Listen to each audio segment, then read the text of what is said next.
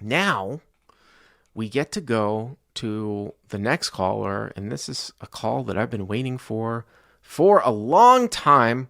What's up, Bart? This is Michael G, moderator extraordinaire. You got a lot of fans in the live chat, Michael. What's going on? Hey, how are you? You guys can hear me okay? Yeah, we can hear you. All right, well, I remember the mic debacle last time we spoke, so. So, Mike, you've still been putting in a lot of time at parks, right? Yep, that's where this hand is from. Ah, okay. And you still playing the 2-5 game mostly. You ever hop up into the 10-10 game when you get a I took a I took a couple of shots. It's way too aggro for me at this point. it's too aggro for like too Yeah, pre-flop these aggro for you?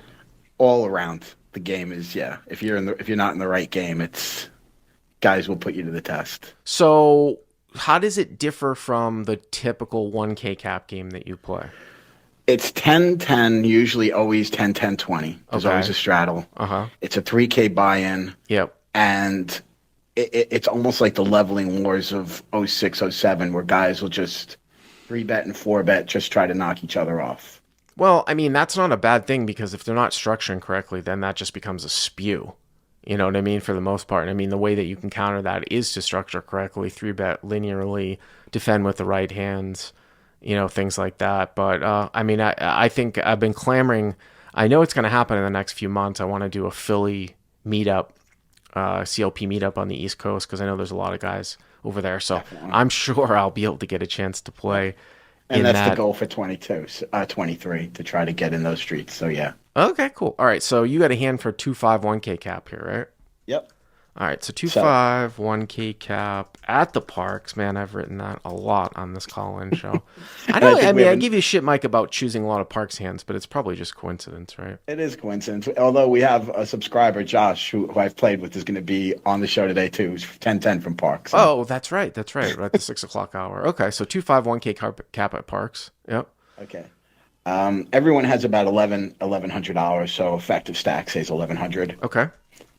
Under the gun limped. I looked down at Jack. I raised to 25 From +1. from +1. Yeah. Okay. Folded to the button. The button called, the small blind called, the big blind called, and under the gun called also. Wow. And not just wow because I don't actually know how to type. I'm two-finger typing, and I just went through that like I knew how to type. On the live stream. So under the gun limp, heroes Jack to 25, button call, small blind calls, big blind calls, and the limper call. So 1, 2, 3, 4, 5 ways, including yourself. Is that right? That's correct. 150. 125 in the middle. Oh, Yep. 125. Do some math, Bart. 125, 5 times 25. Okay. I mean, hey, obviously you'd rather have jacks a little bit more shorthanded, but I always say it's one of the common questions that I get. People are like, how much should I raise with this hand? Do I want to get aces or kings? Heads up. Do I want to, get it 2 or 3 ways? And I said, I mean, the way that I approach my pre-flop sizing in these particular spots is I always want to raise to an amount that still gets the dominated types of hands to call. So if you're making it 25 and queen 10 off and queen jack off are still calling, but you make it 30 and they fold, then 25 is sort of your target. It's really not anything to do with, I think, number of players that necessarily call. Although if you do start to see cascading amounts of players, then obviously you can up it, but it's not trying to thin the field. You're just trying to get more money in with good hands for value pre-flop. I mean, that's kind of my approach. Yeah, I'm fine with that. I just sized up that the opening in the game was 15 to 20, but with the limper I made it 25. Okay, so go to the flop here. 4-5-8 rainbow. So 8-5-4 rainbow. The suits are not going to be relevant, I take it. That is correct. All right. So check to you or what? Yep, everyone checks to me. I So bet one. small blind, big blind, and UTG check. Now, what do you think I'm going to say about this, Mike, on this board? Well, one, you're going to ask why I would bet, or what am I betting for? I would hope you'd ask me that, Well, because that's yeah, what I I mean, I thought. think we can all figure out why you're betting, but how does this come into maybe a small stakes CLP exploit here? Well, I think that this board is going to hit their range a heck of a lot more than mine as far as their calling ranges. Sure, sure. And what's the exploit? Well, the exploit, I guess, would be to bet smaller, or No, it's actually and it's fresh in my mind because I've been doing quizzes and notes as we continue to, build out the course stuff into a more comprehensive manner. It's actually doing more betting, a higher volume of betting on Okay. these types of boards that breaks the theory, because theoretically here, you're probably going to be checking a lot on this board against four other people. Now, because it's rainbow and it's not 100% connected, like 854 is better than like 654, you probably still see some reflection of betting here, and jacks needs more protection than aces or kings. The whole small stakes exploit is you do more betting, you do a sort of a higher volume of betting on boards that don't favor you with overpairs, because your opponents don't attack the board, they play their own hand. Okay. So I still would be doing a lot of fair amount of betting here. And that's what I did. I bet 40. Okay, so you take the sort of 1/3 sizing. Yeah, that Um, and I thought that's what you're talking about. I thought, so do you think I should have bet more? 40 is no, I fine. no, actually, I think your sizing is in check. I'm just talking about a frequency as a volume of betting over pairs and spots that maybe the theory says are close to check 100 types of scenarios. Not that this is 100, one of those. So you decide to bet 40, and what happens? Button called, small blind called, big blind called, and the undergun So folded. so button calls, small blind calls, and big blind calls. Is that right? Yep. Yep. All right. So you Now get we're down to three. four. Yes, you get three. So you get three callers. So now the pot is 285, right? Correct. Yes. Okay. All right. Well, I mean, again, it's not super super draw heavy. So in terms of I mean, obviously there are straight draws out there. So Okay. A king comes in the turn, no flush at all, completes the rainbow.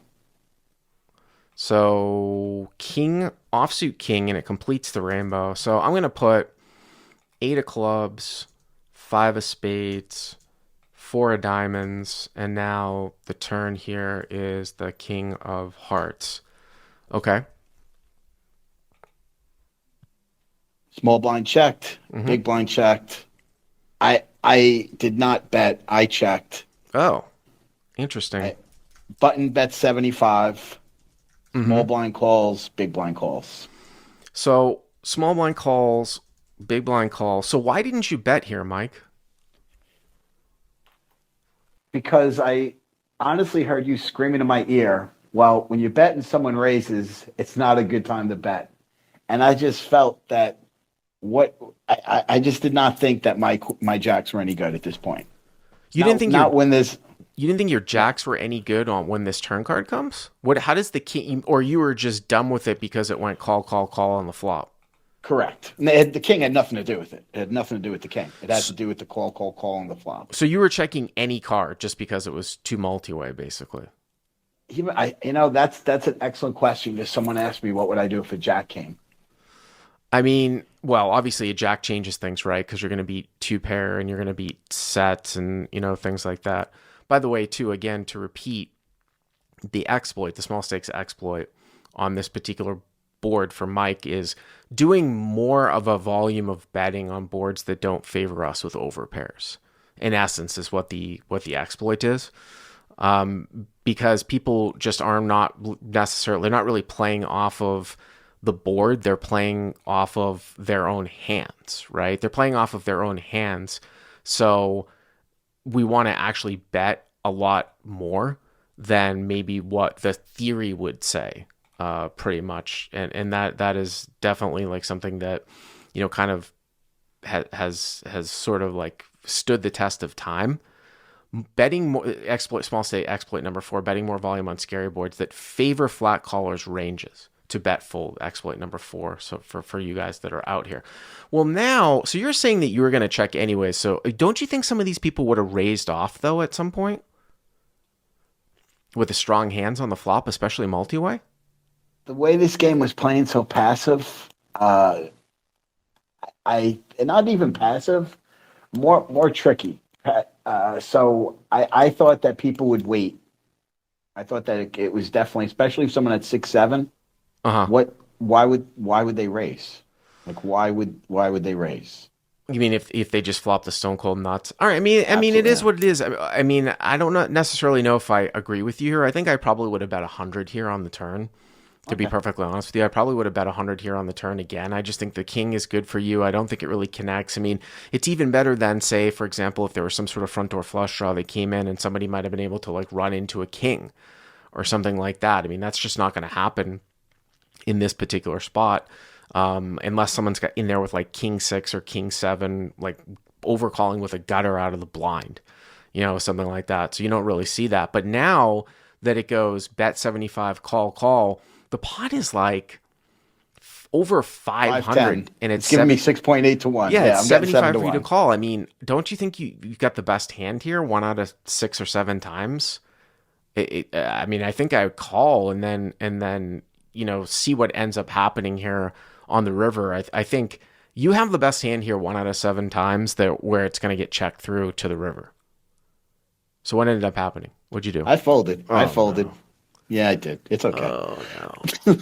The queen of Oh wait, god! the queen of clubs comes on the river. So Mike G Small folds. By the way, the queen of club, and then the river comes. queen of clubs. The queen of clubs, which is a great run out. This is exactly what we're talking about, right? I mean, there aren't going to be that many bricks at the end, Right. but this is one of them.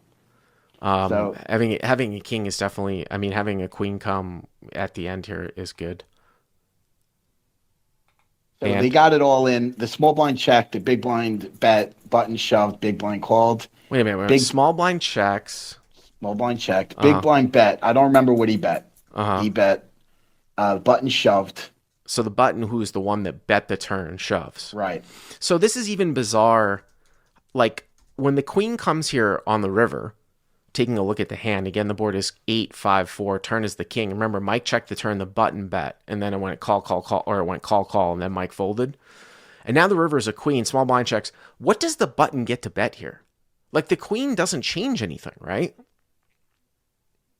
Yeah. No, How can the big blind bet? It's just a weird situation, right? I mean, he's not. I mean, unless he's playing like a super ultra, slow play. So button bets, big blind bets, button shoves, and and Bart does not know does not know the results because we didn't talk about them. uh Button had 6-7. okay. Big blind had 8-8. So small blind folds, I assume. So Yeah, big blind. the small blind said he had a king, but the big blind had 8-8, and the button had 6-7. So the big blind decides to check overcall with top set, check overcall again on the turn with top set, lead the And then river, jam, and then call off with a call shove. jam. Yep. Games are Yeah. good. Can't wait Yeah, to get to yeah. parks. Wait till you listen to Josh's call. It'll probably be something similar. But yeah. So All right. anyway, Well, have a good day. thanks very much for the call. We'll move along here. Thank you, Michael G. Michael G, moderator extraordinaire.